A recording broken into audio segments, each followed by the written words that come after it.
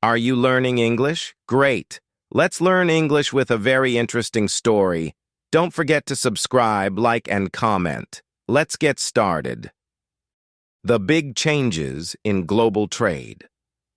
The way countries buy and sell things to each other is changing quickly. This is called global trade, and it's not the same as it was before. These changes make life harder for businesses because they don't know what will happen next. They feel uncertain. Three countries that are very important in this changing world of trade are the United States, Mexico, and China. Let's look at what's happening with them. What are tariffs? Recently, the U.S. government, led by President Trump, decided to put tariffs on goods from other countries. Tariffs are like taxes. When a product comes into the U.S. from another country, the company bringing it in must pay extra money to the U.S. government. At first, the U.S. said it would put tariffs on things coming from Mexico and Canada. This made many businesses worried.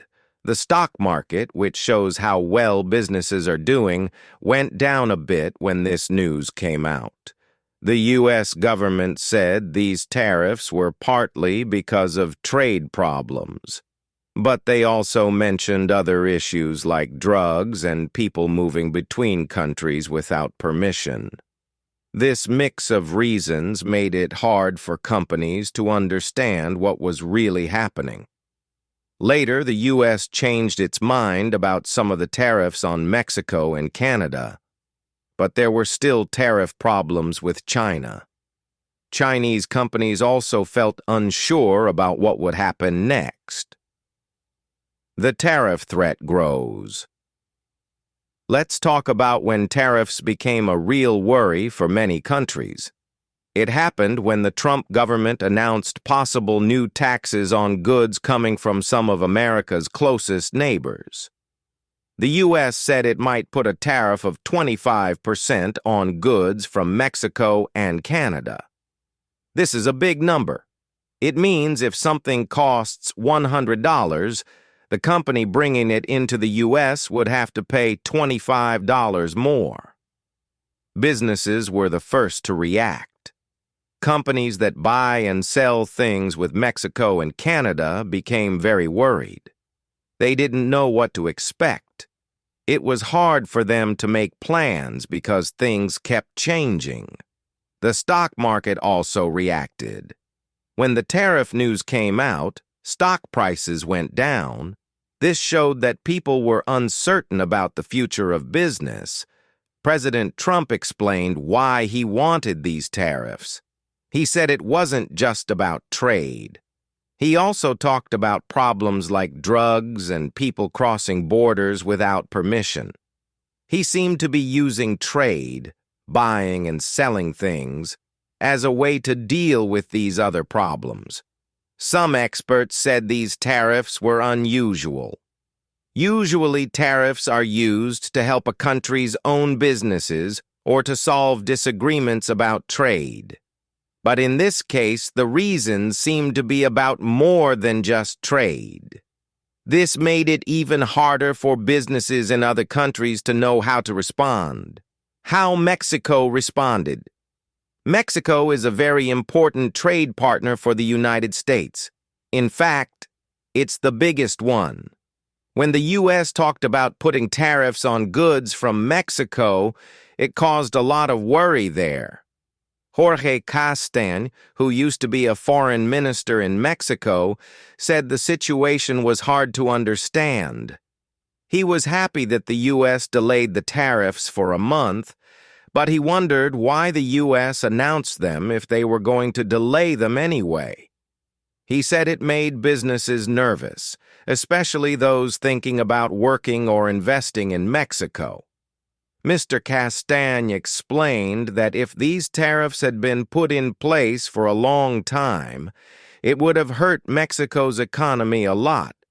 Even with the delay, businesses were still not happy. They felt like trouble was still coming. The biggest problem was that no one knew what would happen next. Because of this, businesses couldn't make good plans for the future. Car companies, drink companies, like those making tequila and beer, and electronics companies couldn't plan ahead. They didn't know what to expect from week to week. Even though some tariffs were stopped for now, this only applied to goods covered by the USMCA agreement. This is a trade deal between the United States, Mexico, and Canada. But this agreement only covers about half of the goods that Mexico sends to the U.S. So there was still uncertainty about a lot of trade between the two countries. Let's look at an example from the car industry. About 80% of cars from Mexico to the U.S. follow the USMCA rules. The other 20% already pay a small tax. It wasn't clear if the new, bigger tariffs would also be put on these cars. There were also problems at the border between the U.S. and Mexico. Many trucks were stopped because people weren't sure how to cross with their goods. A small business owner who makes mezcal, a type of Mexican drink, shared how this affected them. They export mezcal to the U.S., which is a very important market for them. Because of the tariff news, they didn't know what to do. They couldn't plan because things were changing so quickly. If tariffs were put on mezcal, it would hurt the farmers in Mexico who make it. Even though it seemed tariffs on mezcal were stopped for now, they still needed to be sure. Importers weren't buying much mezcal, and producers weren't sure how much to make. They hoped the situation would get better so they could continue to send mezcal to the U.S. China's different situation. China has a different situation with tariffs compared to Mexico. While Mexico saw some tariffs reduced, tariffs on goods from China are still increasing. Chinese companies are watching the situation closely. They get information from news and social media. They say it's difficult to know what will happen next because there isn't much communication from the U.S. government to the Chinese government about these changes. This makes it hard for businesses in China to plan. They don't know what to expect. They ask questions like, will there be more tariffs? When will these changes happen? This unpredictability is a big problem. Companies are surprised by how fast changes happen. Some Chinese companies are thinking about investing in other countries instead of the U.S. It takes time to build factories and start new businesses. If the rules can change quickly, it's risky to invest. This situation creates risks for global trade. Companies may need to change where they make things to avoid these risks. This is called de-risking in business language. China's economy and jobs. In China, the National People's Congress is an important meeting that happens every year. In this meeting, leaders talk about the country's plans. This year, the focus was on the economy. Premier Li Qiang talked about the economic growth target. The target is 5% growth for the year. To reach this goal, the government plans to spend more money than it earns. This means the budget deficit will be bigger. This is the biggest deficit in many years. The government wants to use this money to help the economy grow. They will spend on things like roads, bridges, and social programs. Unemployment is a concern in China, especially for young people. Many young people who finish university are finding it hard to get jobs. The unemployment rate for young people was almost 16% at the end of last year. This number doesn't include students who have graduated but haven't found work yet. If we include these students, the number is even higher. The government is trying to find ways to create more jobs. New technologies like artificial intelligence, AI, may also affect jobs for young people. AI can do some jobs that young people used to do when they started working. This makes it even harder to find entry-level jobs. The Chinese government is aware of these challenges and is working on solutions to improve the job situation for young people and strengthen the economy. Some young people feel that it's hard to find good jobs and are choosing to lie flat. This means they are doing the minimum to get by. Companies are also facing difficulties, and some are also doing just enough to survive. Jobs and the new economy. China is facing challenges with jobs for young people. Many university graduates are finding it hard to get work.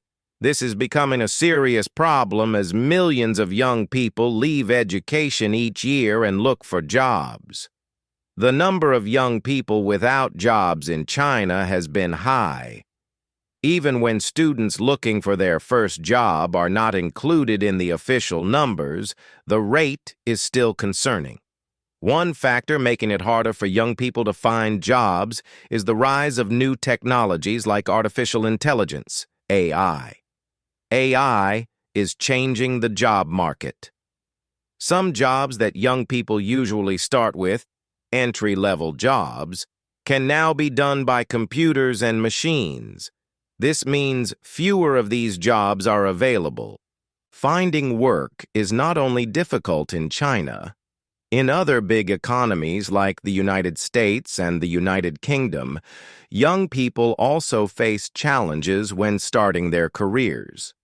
In many countries, there are not enough people wanting to work in certain sectors, such as caring for older people.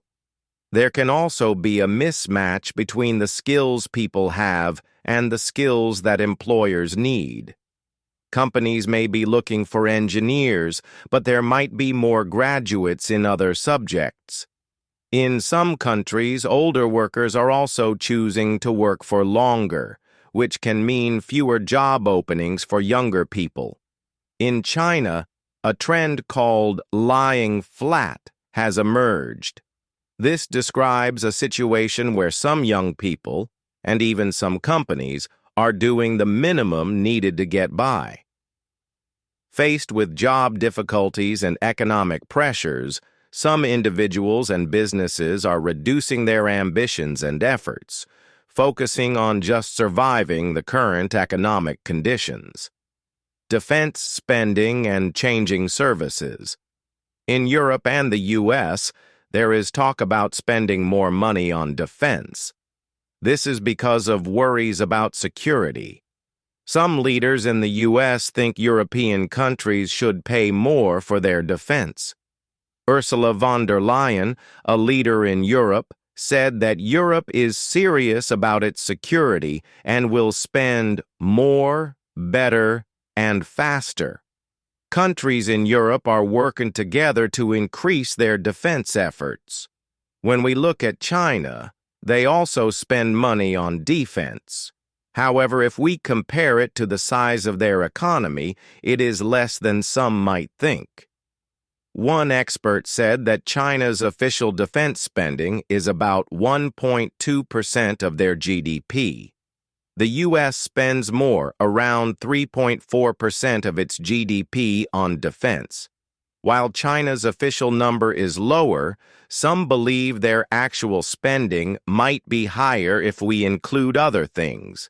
Even if it is higher, it is still not as much as the U.S. in percentage of GDP. China's military is growing and becoming more modern. This is a concern for countries near China. China is building more ships for its navy and planes for its air force. They are also developing new missiles. It seems that China is focusing on making its military stronger in its region. Experts say that what Europe does might not change China's plans for defense. China is more focused on the U.S. and countries around it, like Japan, South Korea, and Taiwan, when thinking about defense. Now, Let's change the topic to letters in Denmark. Something interesting is happening with their postal service. The Danish postal service will stop delivering letters at the end of this year. This is because people are not sending letters anymore.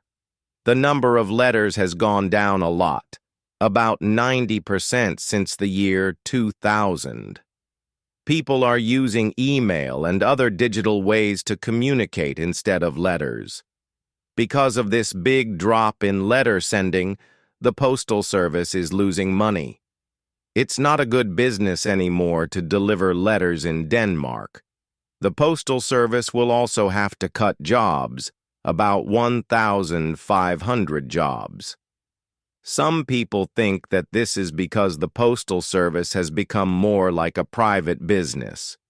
In the past, it was more of a public service. As a business, it needs to make money, and delivering letters is not making money anymore.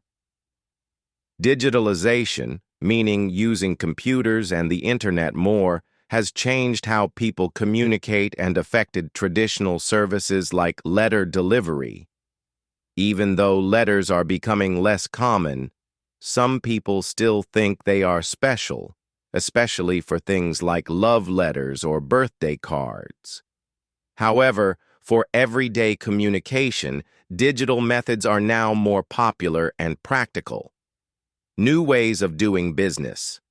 Businesses are always looking for new ways to sell things. In the past, companies used big television ads or newspaper pages. Now things are changing. More and more people are buying things online. This means businesses need to find new ways to reach customers on the internet. One new way is using influencers. You might know about big social media stars with millions of followers. These are macro or mega influencers. They can earn a lot of money to show products to their followers. But there is a new type of influencer becoming popular, micro and nano influencers. These are people with fewer followers, sometimes only a few thousand. Micro-influencers might have around 70,000 followers, and nano-influencers even less. They are not as famous as the big stars, but they can be very important for businesses. Why? Because they often have a closer connection with their followers. People trust them more. If a micro-influencer likes a product, their followers are more likely to believe it is good.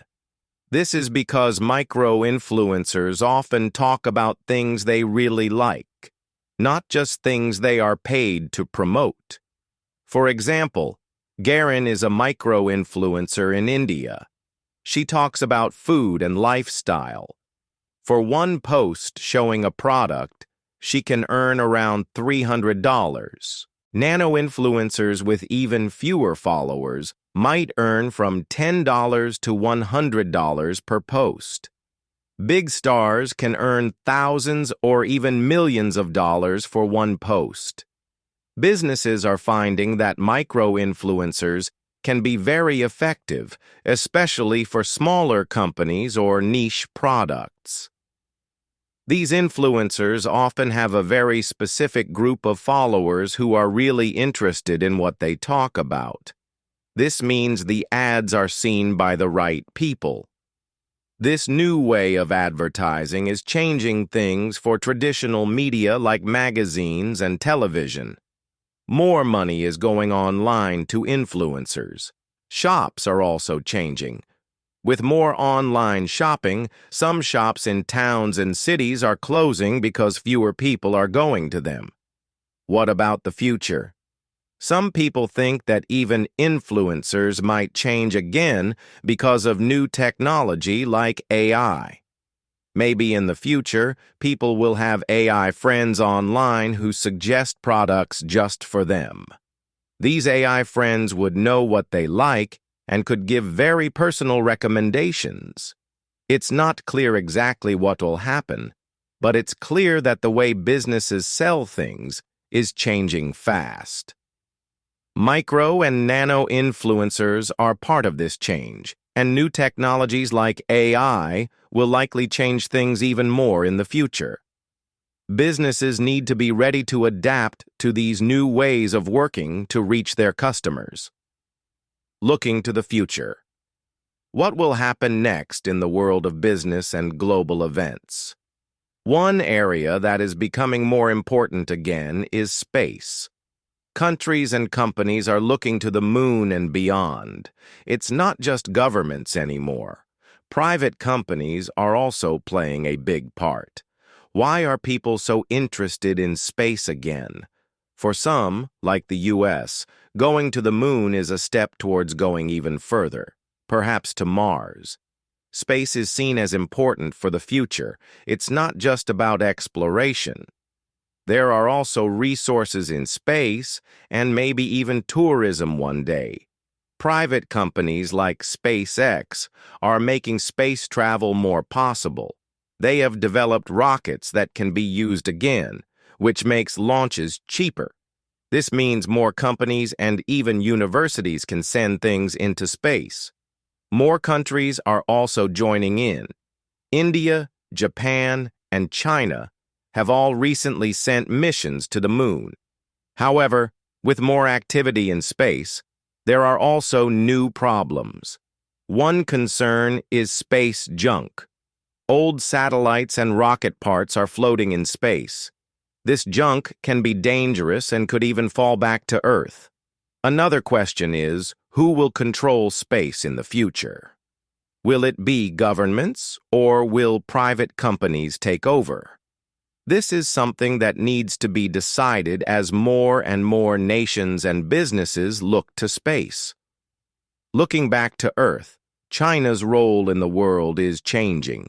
Some people see China as a country that could help bring peace. For example, China helped Saudi Arabia and Iran to improve their relationship.